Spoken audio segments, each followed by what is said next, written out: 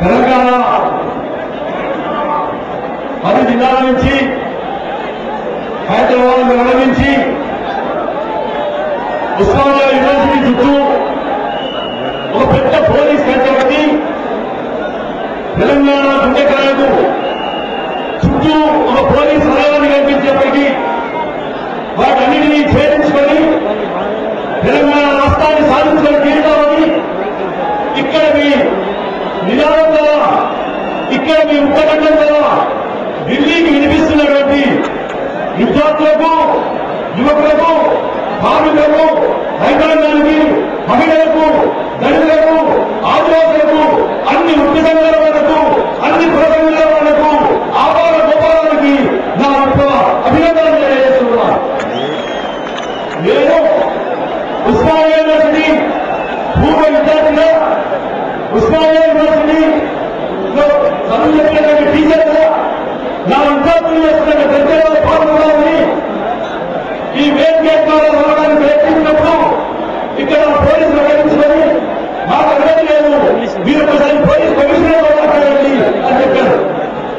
Police commissioner తోటి నేను Osmania university 15 నుంచి 20 వరకు ఇక్కడ చదువుకున్నాము, ఇక్కడ ఎంఏ చేశాను, ఇక్కడ రీసెర్చ్ చేశాను కనుక నా విద్యార్థుల మీటింగ్ లో ఒక పూర్వ విద్యార్థిగా ఒక అధ్యాపకుడిగా నేను వెళ్తాను అని చెప్తే ఆయన ఉస్మానియా యూనివర్సిటీ కారణాలు మాటి కారణాలు కూడా నేను ఉస్మానియా విద్యార్థులు చెప్పుకున్నాను, మీరు కూడా వీలు లేకున్నారు.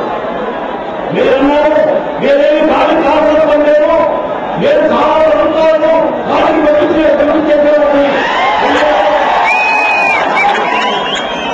ఇందులో ప్రభుత్వాలు చంద్రబాబు ప్రభుత్వం వైఎస్ఆర్ జగన్ ప్రభుత్వాలను వాటిని పంపించేవాడిని.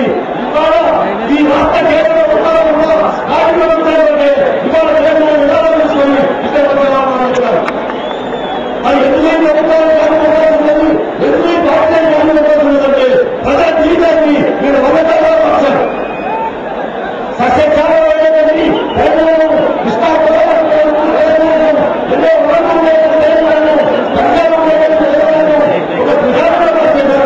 ఏ చంద్రబాబు అయితే 95 నుంచి ఒక ప్రజా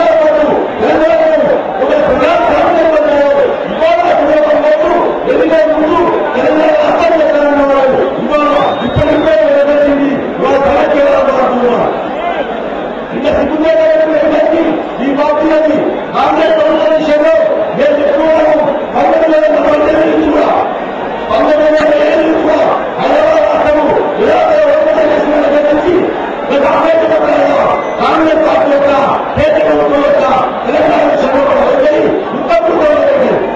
తెలంగాణ మీద పోలీస్ సైనికులతో సైనికులు 4,000 మంది యుద్ధాలను ముస్లింల చరిత్ర ఈ కేంద్ర ప్రభుత్వం ఈ కాంగ్రెస్ పార్టీ చరిత్ర అంటే ఈ ప్రభుత్వం కాదని ప్రజాశక్తి నిజానికి ఉస్మానియా విద్యార్థులు విద్యార్థుల లేదు.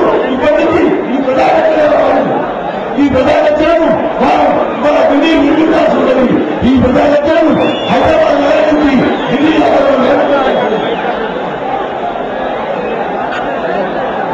పార్టీలకు